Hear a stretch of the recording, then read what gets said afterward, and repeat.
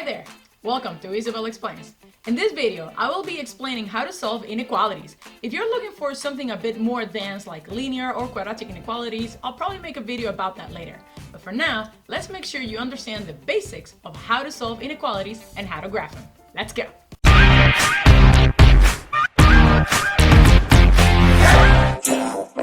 First of all, I'm sure you're familiar with the equal sign, which just means that whatever is on one side of the sign is equal to whatever's on the other side of it. That's why when we have an equal sign between two expressions, we call it an equation.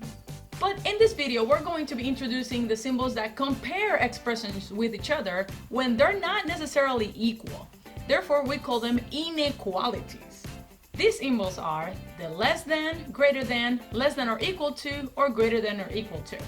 A quick way to remember them is that the big side of the symbol is pointing to the big number and the small side of the symbol is pointing to the small number. Also, the greater than or equal to and less than or equal to symbols are just hybrids between the equal sign and an inequality sign. So what do these symbols mean? They mean that the x, or whatever variable you're using, is going to have an infinite amount of values that are either greater than, less than, greater than or equal to, or less than or equal to the number they're being compared to. For example, if I have that x is greater than 3, that means that x can literally be any number that is greater than 3, but not 3. If I have x is greater than or equal to 3, then x can be any number that is greater than 3, but it could also be 3. Now, how do we graph it? Well, the first thing we're going to do is draw a number line, and it's up to you if you want to graph them like on top of the line right here, or if you want to do it above the line. But in this video, I will be graphing them all above the line, just so you can see them better, and also so that my markers don't get messed up. Alright, so let's compare how I would graph inequalities depending on their symbol. Let's suppose that I have x is greater than 5, x is less than 5, x is greater than or equal to 5, and x is less than or equal to 5. The first thing I need to mention here is that we're going to start by placing a circle on top of the number that we're comparing the x to. For example, since this is 5, I'm just going to place a circle right here on all of the 5s. Now, we notice that two of these inequalities are actually greater than or equal to, this is less than or equal to, which means that what we're going to do is we're actually going to fill in that circle because it is including that number, and we call that a closed circle. Then we will draw a line from that circle to the direction that the symbol is actually pointing to. So that's a very quick hack that I use. So you go here in that direction because the symbol is pointing in that direction. This symbol is pointing to the left, so I just fill them out to the left. This one is pointing to the right, so I fill out all of them to the right, and this one's pointing to the left, so I fill them all out to the left. Now, that is the shortcut for it, right? It's not because it's pointing in that direction, but in reality it's because x is greater than 5, which means that the values of x are going to be anything after 5, anything that is greater than 5. And the same rule applies for the rest of them. Okay, so now that we know how to graph the solution, let's talk about solving inequalities and graphing them. Let's start with something simple. The first thing you need to keep in mind is that you're going to solve inequalities using the exact same steps you would use to solve equations. There is only one very small difference that we'll see in some other examples, but for now, I just want you to solve them the same way you would solve an equation. Let's suppose that you have x minus 7 is less than or equal to negative 10. If this was an equation, you would have x minus 7 equals to negative 10, and the first thing you would do is simply just add 7 on both sides. So that's exactly what you're going to do. We're going to add 7 on both sides, right? And this is just going to leave me with x, and you just pass down the symbol, less than or equal to negative 10 plus 7 is negative 3. So the answer for this one is that x is less than or equal to negative 3. Now what about this one? We have 2x plus 6 is greater than 12. Now if this was an equation, the first thing we would do is subtract 6 on both sides. So that's exactly what we're going to do. And that's going to leave me with 2x is greater than 12 minus 6, which is 6.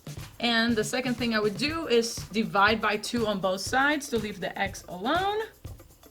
And that's just going to leave me with x is greater than 3. And that is it. Now, if I were to graph them, this x is less than or equal to -3. So the first thing I'm going to do is put a circle on top of -3. And then I'm going to realize that it's also equal to, so I got to fill up that circle or close the circle. And then I'm going to shade or trace a line to the left to all of the numbers that are less than -3. And in this case, where x is greater than 3, I'm just going to put a circle on top of the 3. Now it is not equal to 3, so I'm just going to leave the circle open, and I'm just going to draw a line towards all of the numbers that are greater than 3. Now let's work on a couple of exercises that are a bit more complex. But first, I want to make a small note. When solving inequalities, the symbol will flip when you multiply or divide by a negative. And we'll see that in a second. Now let's suppose that we have 2/3 x plus 9 is greater than or equal to -13. Again, if it was an equation, the first thing I would do is subtract 9 on both sides. So I'm just going to do -9 minus 9. So this is going to leave me with 2/3 x is greater than or equal to -22. And the second thing I need to do is I have to multiply by the inverse of 2/3, because when I'm multiplying by a fraction, right, to get rid of it, I multiply by its inverse. The other way to do it is like divide by the fraction, but that's just too complicated. So I just multiply by the inverse. So this would be 3/2. I multiply times 3/2. On this side, these two cancel out, so I'm left with x is greater than or equal to. And instead of doing, and I mean, if you have a calculator, that's totally fine. You can do it that way. Remember that this is -22/1.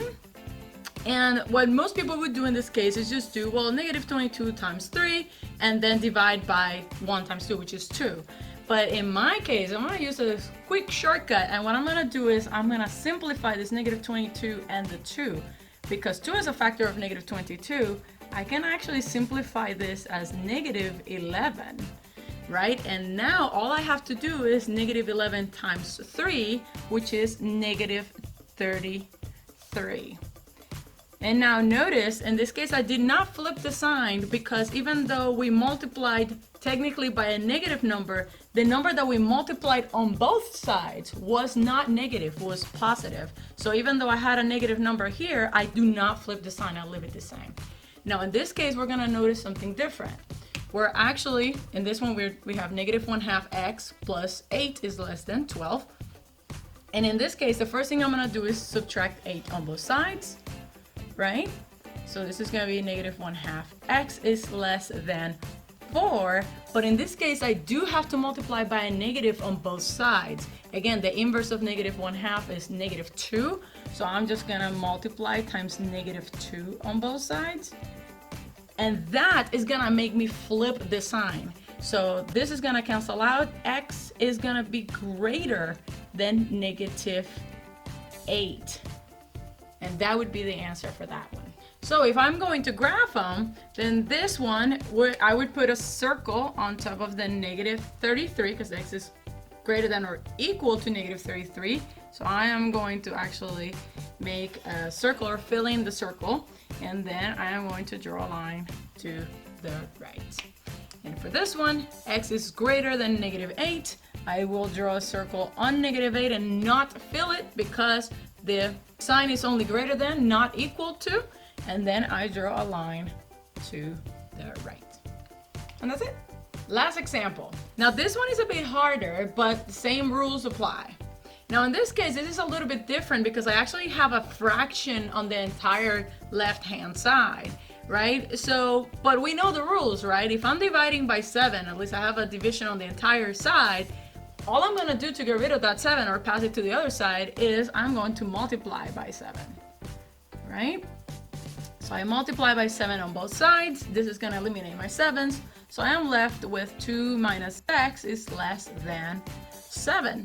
And then what I'm going to do is I'm going to subtract 2 on both sides. So that's going to leave me with -x is less than 5, right? But I don't want to know what -x is. I want to know what x is. Right? So that means that we're either going to have to multiply or divide by -1. And in my case, I'm just going to multiply by -1 on both sides. And remember that if I'm multiplying or dividing by a negative, I have to flip the sign. So that's the first thing I do. This is now going to become greater than, and this is going to be x is greater than negative 5. So if I am going to graph it, all I am going to do is I want to make an open circle on top of the negative 5, and then I am going to move to the right, and wham, bam, done.